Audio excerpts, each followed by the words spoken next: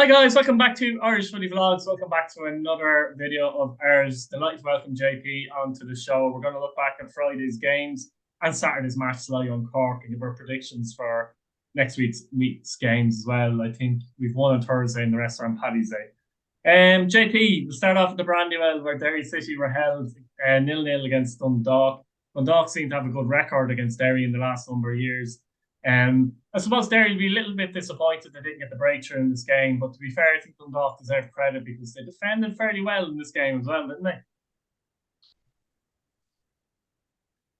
They did, but there was a wee bit of luck in it. Yeah. There was two or three occasions in the second half where they cleared the ball off their own man and it fell to their goalkeeper, the Gallagher, like, and it's um sometimes when your back's against the wall, you need that wee bit of luck, Yeah. and they got it. And the second half, it was just all Derry, like it was Yeah. wave after wave of attack from Mm. Derry's point of view. I thought Ben Doherty down the left hand side, Dundalk couldn't cope with him. He just kept running and running. You could tell that he's already had half a season under his belt already. Um, uh, I thought Greg Sloggett was a lucky man to remain on the pitch. He's made a tackle where he's got a yellow card for it, and he's made four after that, and he didn't once get a talking to. And I know Higgins aired his frustrations with Rob Harvey, who seemed to insist that it was only two tackles that he had made. Um, I thought first half was even enough without Yeah. anybody having really any chances. I thought Maher was I think there was one chance in the first half. I think was it. Not quite sure who it was, but if he had a squared it to Hoban had a tap on, and he's gone for goal and put it over. Then apart from that, apart from the only other shot that they had at Maher was a back pass basically from Greg Sloggett in the second half. But you could tell that the tide is starting to turn in these fixtures, I think, because Derry totally outplayed Dundalk, and it's a long time since I, I can say that. We Yeah. just lacked that wee bit of luck in the final third. As it puts upon already, Dundalk defended really well with a wee bit of luck. One of those clearances could have fell to a Derry man. Mm. But look, it's one of them ones. If Derry had got the win, you could say, well, Derry deserved it. But the fact that Dundalk held on, you have to give them credit and say that they deserved their point. Yeah, they've recovered well, Dundalk, I think, haven't they, since that dodgy start? Obviously, 7 points in their last out of their last nine, the big win against Pats, the turnaround win against Shelbourne, and obviously getting a point at the Brandywell. So it's been a good week or so for Dundalk, hasn't it? Aye, it has, and it's probably the response that Stephen O'Donnell would not only have wanted but would have expected. Because this is a team that finished fourth last year, got into Europe. Um, and with the start that Pats has made, there's a huge opening for anybody. They potentially take that our third spot. Um, because you look the start of Shamrock Rovers have made as well. You do expect them as they eventually come strong, so you'd be expecting that the third that one of that Derry and Rovers are going to be two of the teams for the top Mm. three, and Dundalk will be looking at the start that Rovers and Pats have made and thinking, well, you know what, if we can get a good run together and get a bit of a lead, then why can't we be in the top two? But it's a long way to go to start talking about European spots and stuff like that there. So it's exactly the start that they'd wanted. It's the kind of form they'd want to go into the derby next week because they lost both games at Drogheda last year, and they'll be wanting to put that right. Yeah, exactly. And the finished Shelbourne nil, Shamrock Rovers nil, Falcon Park as well. It's hard to believe that after 5 games, Shamrock Rovers have no wins. And, I think they haven't had a lot of luck. I mean, we've seen last year where they nicked games late on. And this game against Shelbourne, actually, you'd argue they would have won late on last year. But they had enough Yeah. chances in the game. Jack Byrne seemed to create a lot of opportunities. And Gaffney in a header, which he should have scored straight at Kearns. I know Kearns made one or two good saves, but they've had a lot of opportunities. They played well technically, but they haven't found the net. It's a concern. It has to be a concern. No wins in 5 games for a team like Shamrock Rovers, and with Derry starting fairly strongly as well. It is a massive concern, and they'll be disappointed because the performance was decent, but they just couldn't get that goal against Shelbourne. Aye. Um, their start has really been disrupted, hasn't it? Really, from day one, they lost Lopez, and then they've lost their two centre halves in the next game, and then they've lost to Derry, and then it's literally been a mental start for Shamrock Rovers. You're going for four in a row. You're 5 games into that, and you haven't picked up a win yet.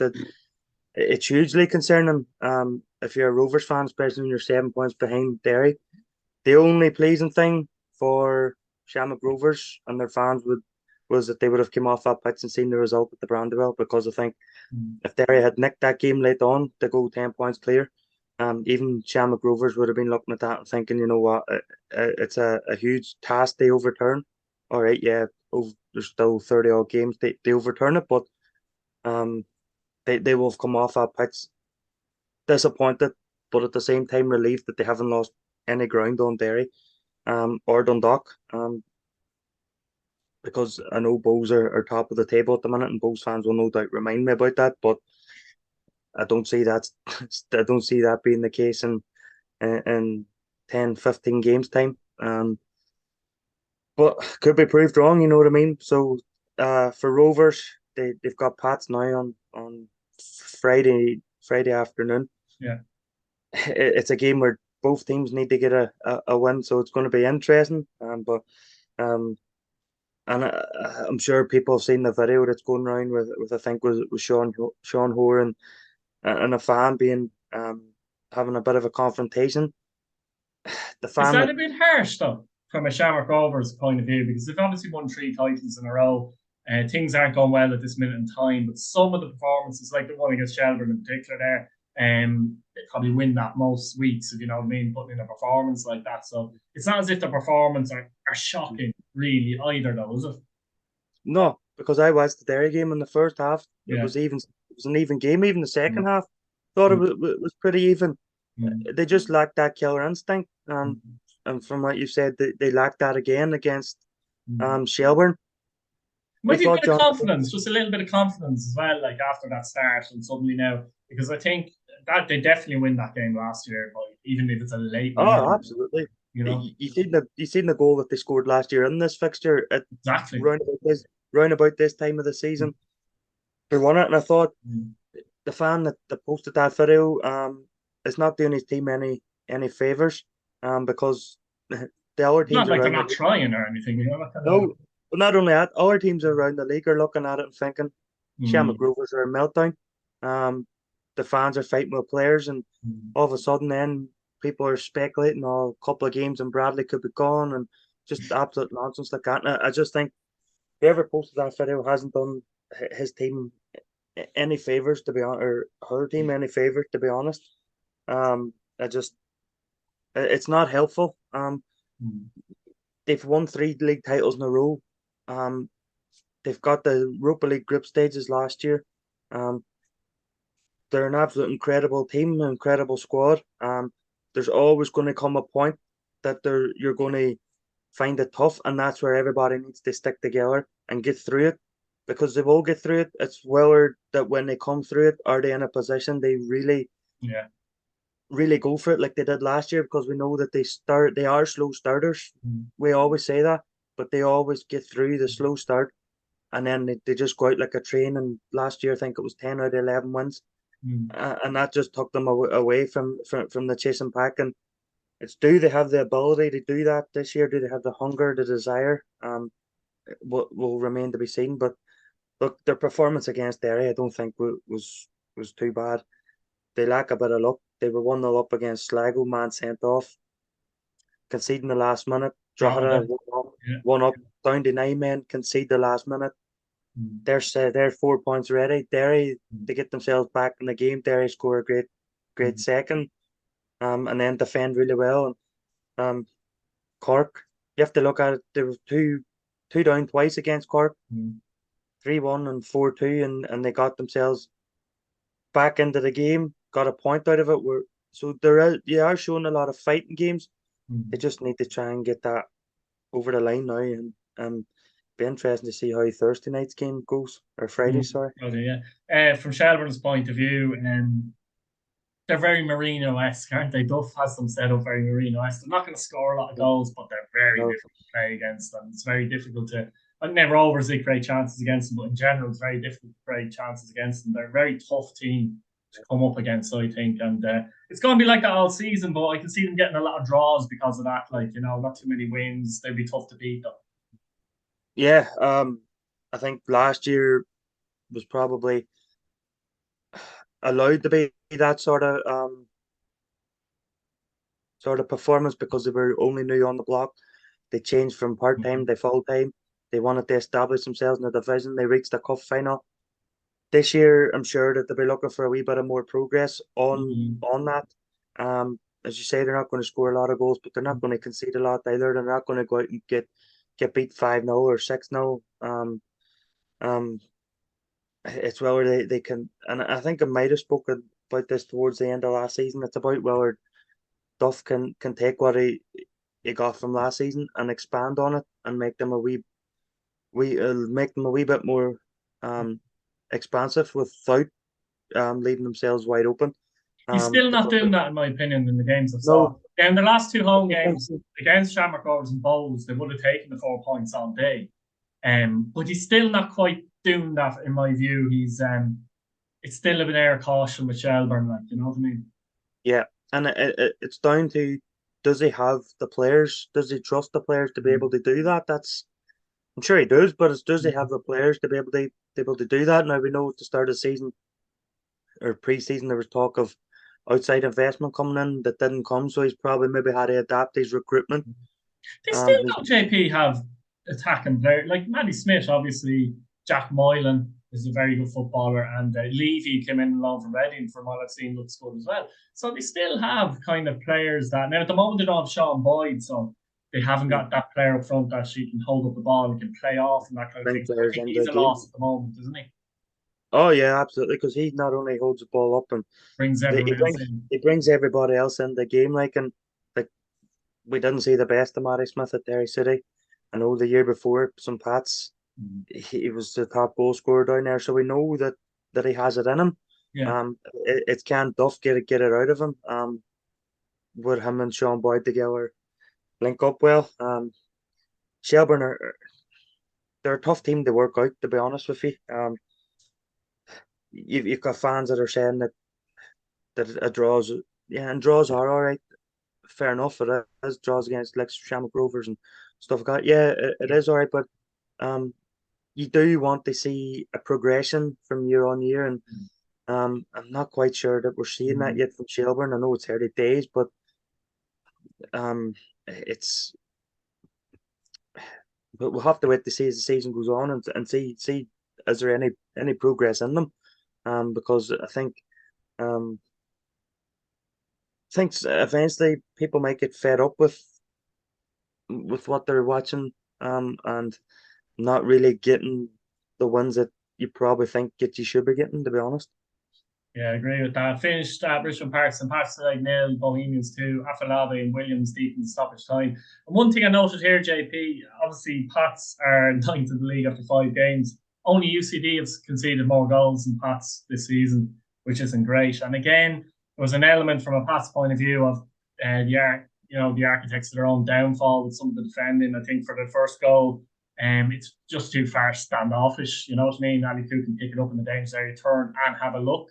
And the last goal was just a calamity. I mean, Odamusu, but not only Odamusu, I think Creda is doddering on the ball a bit as well, isn't he? And it's just a calamity, and Lennon got sent off in this game as well. As for Bowles, it's a very good win for Bowles, puts them top of the league at the moment. So Daz will be a happy man. But look, it was a decent performance from Bowles, but from a Pat's point of view, I have to say, it feels like they're kind of there. They're open to be beaten by anyone at the moment. And I'm not really sure why that is. We've spoken about them before. I've spoken about, I don't think the players are there to suit Tim Clancy's system. Why? I don't know at this point. You know what I mean? And no legs in midfield. There's other bits and pieces as well. But I don't want to go over all ground either. But again, not a bad result for Pat's. Confidence must be on the floor at the moment, to be fair. And Bowes, look, it's a great win for them. Afalabi's first goal for the club as well. And look, they've started well, 4 wins out of 5, and I don't think they've been absolutely brilliant necessarily either. So that's a good sign from their point of view, Yeah, like Pats had that decent start against Derry where the last 20 minutes they battled well and got what was a deserved equaliser and they end up and they just haven't seemed they've kicked on from that and um but in saying that in that game against Derry, Keith Adamusu, the defence did make a few mistakes. Yeah. I think Redmond got his goalkeeper out of trouble in that game. Where he cleared off the line from Ollie O'Neill and then Yeah. Graydon's gone through in that game and tried to chip the keeper Mhm. instead of maybe putting his laces through it. And Mhm. it's things like that that they got away with in Mhm. the first game of the season that teams are now a few weeks into the season, they're sharper, and they're more clinical. Mhm. And you just wonder if that Derry game had come in the other four, you Mhm. just wonder what could the scoreline have been? Could it have been a 5-0 like it was at Oriel Park? And um, it's worrying for some Pats because it's the same mistakes week after week, and it's been from day one. Like the Adamusa mistake, because say he got away with it against Derry, didn't get away with it against Bows. They conceded something similar last week against some Pats where they played a ball inside and gave it straight to the attacker, and he's put it in the net. And it's the same mistakes every week. Mhm. It's not like it's a different mistake. It's the same mistakes, and that comes down to not doing something right. You're they're just not doing something right. Whether that's on the training ground, well, are they doing it right in the training ground? Are they going into the a match day then, and then all of a sudden they're just panicking? It's uncharacteristic from Sapat But and it's becoming very characteristic, and that's the worrying thing, isn't it? I mean, they're well, handing yeah, goals to the opposition yeah, quite easy. Like I thought Bowles kind of won that game comfortably without being brilliant, which is a bad sign brilliant, from yeah. Pat's point of view. You know what I mean? From Bowles' point of view, it's fantastic, but from Pat's point of view, it's not great.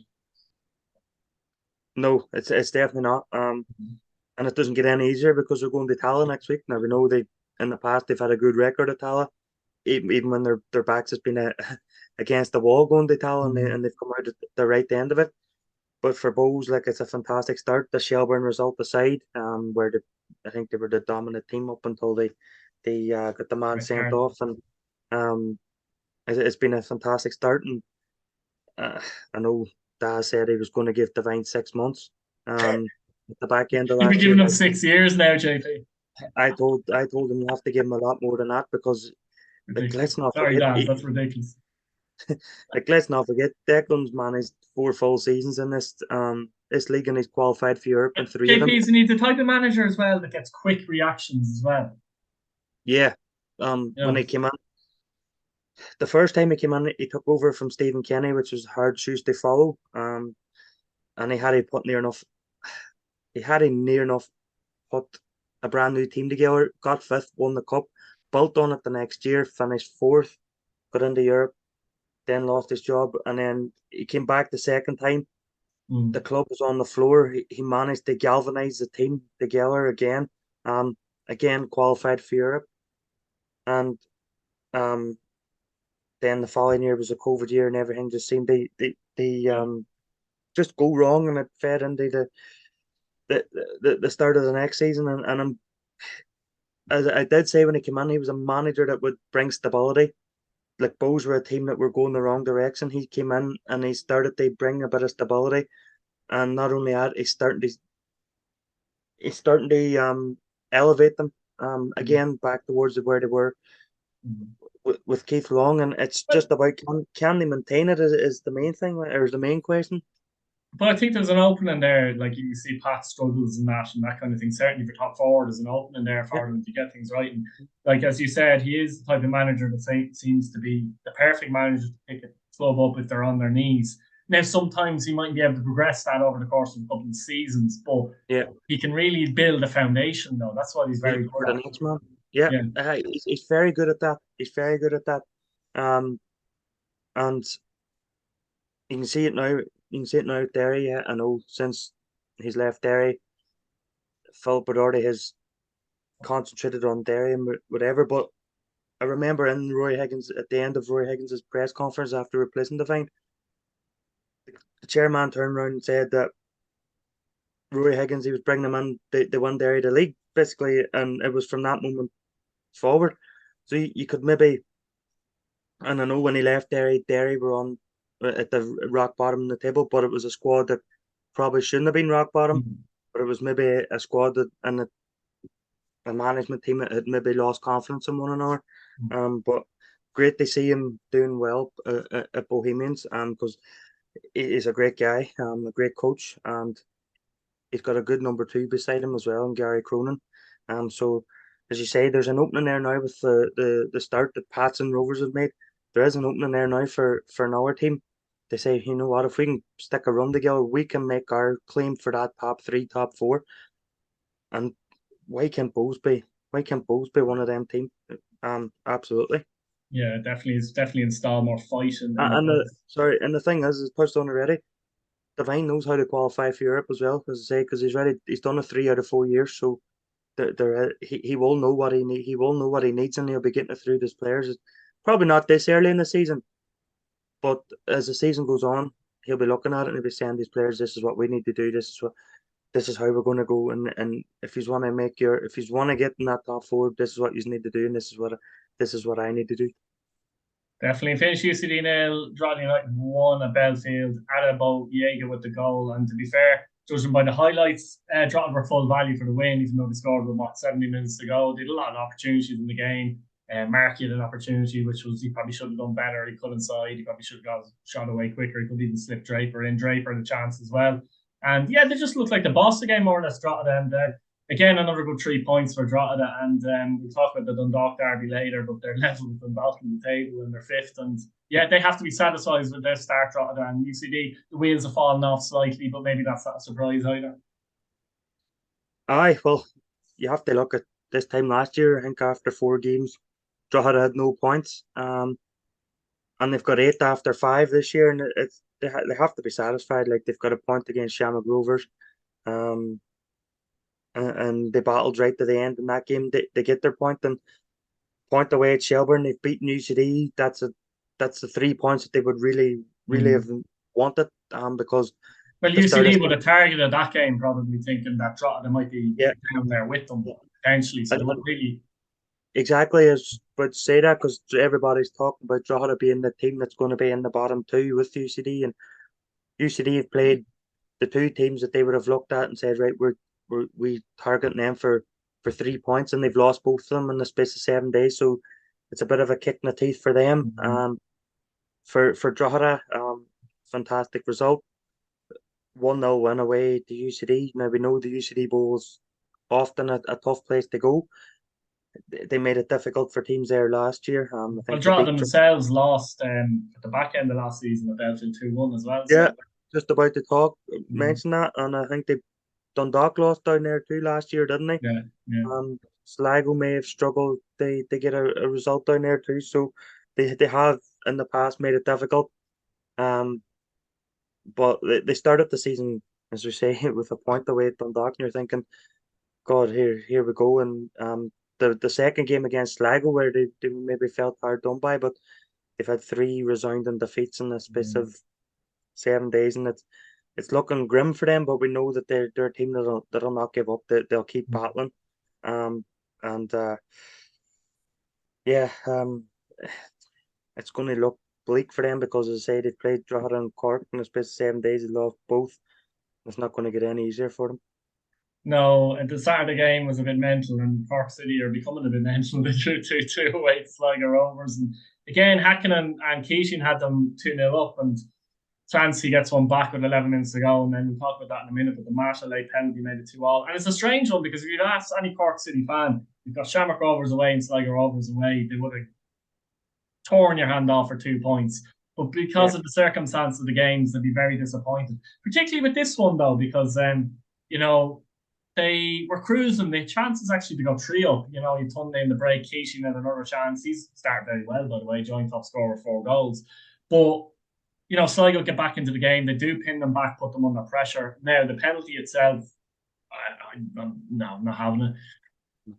I'm not having it. And that's what gets Sligo the point. And it's a very good point for them in the end. And it's Cork, surprisingly, are coming away disappointed getting a point at the showgrounds. But look, it's been a good, technically, You know what I So mean? There's a lot of positives they can take out of the last two games. There's no doubt about that. Cork City, but Sligo were very lucky to nick a point here, weren't they? Especially with that penalty. Matt has won it maybe, but he's conned the ref, I have to say. it was a good 8 days for Cork. Yeah, Would have been if they'd managed to hold on in Tala and hold on in the showgrounds, he won it them. would have been an excellent 8 days for them. Beating UCD, the team that, like as I said, Cork had started the season with a bit of a whimper, and then all of a sudden they just seemed to have come alive. That massive win against UCD, and it just seemed to have given them a lot of confidence. They went to Tala Yeah, and 3-1 up, and then 4-2 up, and yeah. and then there's that injury, the Bulger, which added on the extra time, and they've conceded within that. They've conceded the fourth goal within that extra time for the injury, but they would have come away pleased with themselves. And then 5 days later, they've gone and repeated the dose at the showgrounds, and again they've thrown away a 2 goal lead, and they will look at it and say, well, you know what, it's 2 points that we probably weren't expected to get, but it's 4 points that we probably should have on top of that. But look, if they put in them type of performances in every game, they'll be nowhere near the bottom slot in the table. They may have to battle a wee bit to stay above ninth, but who that ninth team's going to be, we do not know at this stage, because every team, the two teams that we had expected it to be was Drogheda and Cork, and they started really well. And then you're looking at our teams and you're thinking, could this be the year that one of the big guns gets sucked in? They that position. It's just hard to call. But for Sligo, they've got 8 points on the board. But I don't think they've started well. They'd be happy with the amount of points they have on the board, considering, I think, maybe. Oh yeah, absolutely. I mean, Absolutely. the win against Pats obviously is a good result, like from their point of view at the showgrounds, and then to get the point in the circumstances is a good result against Cork. So Yeah, and the result against UCD, where they came from 2-1 behind, I think it was, they now, won weren't they? Yeah, 3-2. I think They so. came Yeah. from 2-1 behind to win 3-2, and Yeah. that's 4 points that they've gained from losing positions this year. So when you count the point against Rovers, that's 5 points out of their 8 they've gained from losing positions. So I think it shows a good fight, Character. Yeah. good character in the team, that I never say die attitude, even if it's 2-0, and it's always a good trait to have as a team, especially a team that we felt maybe underperformed last year domestically, and a team that's got a lot of signings. And I said it before in the show that Sligo signed, they replaced rather than build, and they have 8 points, and 5 of those come from losing positions. Is a good trait to have, especially when you're trying to gel a lot of new players together and get players that are trying to get used to the league. And I'm sure they'd be delighted with the start Max Matt has made this season. I think he's joint top scorer as well, along with Yeah, he is. Yeah. McAniff and Keaton. So Yeah. a lot of positives for Sligo. They take out of what hasn't been a great start in terms of performances, but uh, something that John Russell can take and build upon for his players. But Cork, as I say, well, they'll be happy that they've got 5 points from their last 3 games, but they'll be absolutely gutted that they haven't got 9. Yeah, I mean, next weekend's games as well. The Drogheda, obviously, Dundalk game, big, massive loud derby there, both level in the table. I think it's good if it's on Thursday, actually. It's in isolation as well, just the way it Yeah, works. Couple of the predictors, you mentioned earlier, Drogheda beat Dundalk twice last year at home. They played in the Jim Malone Cup. I know it's a friendly cup competition, but again, it was a tight game. It was 0-0 and Drogheda won in penalties. But yeah, this is going to be an interesting game. Even in those tight games at 1-0, there were chances for both teams. Dundalk will say that they progressed very well since that Jim Malone Cup. I suppose Drogheda have a bit as well. But yeah, always an interesting one, this one. And the fact that they're both level in the table, usually Drogheda are probably looking up at Dundalk, probably adds an extra bit of spice to it. And their home form again has been good so far this season. So how are you seeing this one? hard one to call, I think. I'm glad that it's Thursday, to be honest, because I might Yeah. get to watch this game. Derbies are never easy. as we said about Drogheda picking up 6 points off Dundalk last year. Is unique as well a little bit because unlike obviously the Dublin derbies as well, like there's only one loud derby, you know. I absolutely. And this is the one that both teams really, really want to win, hasn't it? Probably more so Drogheda to be honest, because they always, as you say, they're always looking up at Dundalk and they feel that maybe Dundalk are always maybe looking down at them and sniggering a wee bit, and this is the one that they really want to get 3 points, and there's no bigger incentive of getting the 3 points and going above Dundalk. And but it's going to be a hard one to call because I think both teams have started well. Dundalk started the season very sluggish, but they've responded well over the last 3 games, and their second half performance in the Brandywell, they were pinned in. Derry had them more or less pinned in, and they struggled to get out, but that was probably Derry's fitness was starting to tell a wee bit more than Dundalk's. But um, I'm going to call a 2-2 draw in this game, Keith. It's a hard. I think both teams started the season really well, and I think it's going to be. I think we're going to be goals in this game. I'm going to say 2-2. I'm going for a draw as well. They'll go 1-1. Cork City and Shelbourne's an interesting match at Turner's Cross because Cork have scored 10 goals in the last 3 matches, and of course Shelbourne don't really concede, don't really score goals. This is one I think will be interesting to see what Shelbourne's approach is. I mean, does Duff go to Cork and continue that kind of tightness in play and obviously well organised? There's nothing wrong with that.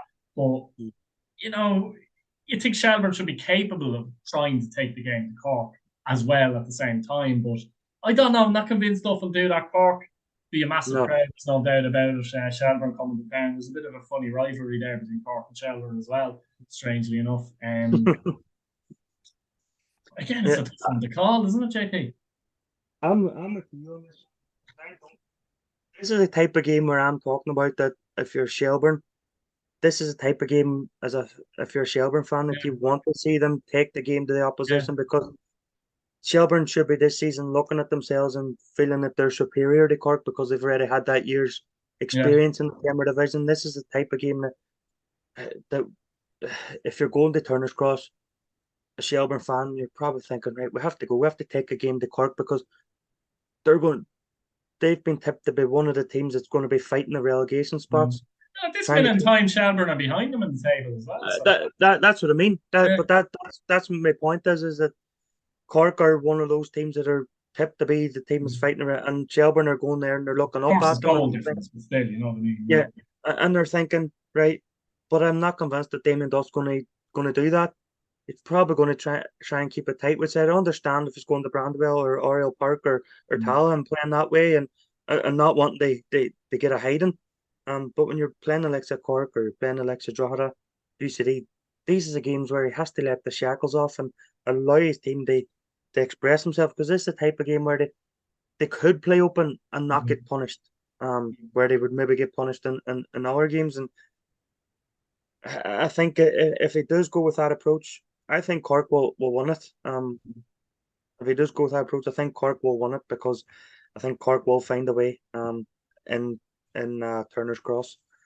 I just don't know what to call. I think I'm going to, because Cork have coming in there with a lot of confidence, I'm going to say Cork, they nick it 1-0. I go for Shells, make it 1-0. Bohemians and UCD, obviously Bohemians top of the league, and you'd have to say this is a great opportunity for them to basically stay top of the league. Yeah, absolutely, because this is a type of game where Bows want to stay at the top of the table for as long as they possibly can. Get the points on the board early, and this is one of those games that they'll be looking at. Like UCD picked up a point in their first game, they've lost their last 4. They're going to Dalymount, where Bows have won. Does it 3 games at home, or if they've played 2 games at home this year, they've won both of them. 2, yeah. So they'll be looking to make it 3 out of 3, and this is a great opportunity for them. UCD, I know they won't be going with their heads down or whatever because they are a team that don't get their heads down after a heavy defeat.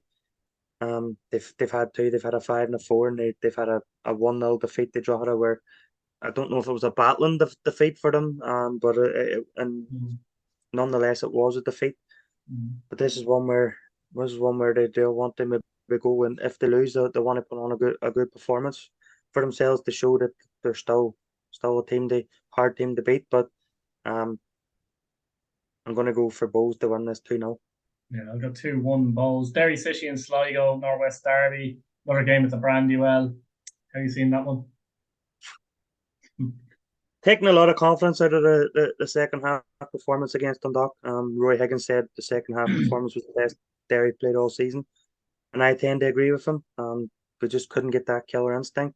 If we can take that in the Sligo game, a huge loss. Mark Connolly hamstring injury. Yeah. God knows, definitely won't be playing this game. We know that. Rory's touched upon that we might have one or two back, but hasn't named who. Um, who knows? We thought Kieran Cole slotted in. They sent it back really well on Friday night after Mark got injured. And I thought there was a good balance about Derry. Ben Doherty was excellent down the left. Ronan Boyce was brilliant down the right, along with Graydon. Sligo have started the season relatively good without being excellent. And I just think if they come to Brandywell and maybe play the way they have against Cork, and they give Derry a 2-goal lead, it'll be really difficult to see them getting back into the game. But as we know, it's never over till it's over. And but I'm pretty confident in the way Derry have started. I'm gonna go 2-1 Derry. Snap 2-1 Derry for me. And finally, it's St. Patrick's Day, so it has to be Shamrock Rovers and St. Patrick's Day, couldn't it? Yeah, I mean, both teams relegation 6-pointer here. Rovers haven't won yet, but I have to say the Rovers look better though. I have to say at the moment. So, how are you seeing this one? Yeah, I just think there's a lot of mistakes in Pats at the minute. Well, can they iron those issues out over the next 4 or 5 days of training? But just seems to be the same mistake after mistake. And if you gift them mistakes, the Shamrock Rovers, and then they will punish you. I know they haven't quite Gaffney and Kenny and Aaron Green. They're not quite firing yet. But if you give them a sniff, they will. And unfortunately, for Pats fans, all I can see is a Rovers win in this game. Unless there's a really drastic improvement from some Pats in terms of their defense and cutting out the mistakes. And look, I don't think some Pats can get any worse than what they've been defensively, but you never know. But I'm going to. It's unheard of. Shamrock Rovers going 5 games without a win, and I can't see them going 6 without a win. But I don't think it'll be easy for them. I'll say maybe 2-0 Rovers. I think they're due to give someone a hiding, and to be honest, I think Pats are a bit of a lambs of the slaughter at the moment. So unfortunately, going to have to go 3-0 Shamrock Rovers. Look, lads, thanks for watching. Let us know what you think in the comments. Let us know what you think of the games coming up, and thanks JP again. Cheers, Keith. Cheers. I think that's going to run out any second. That's why I kind of stopped to be short there. Yeah, I think Pats will be hammered, to be honest.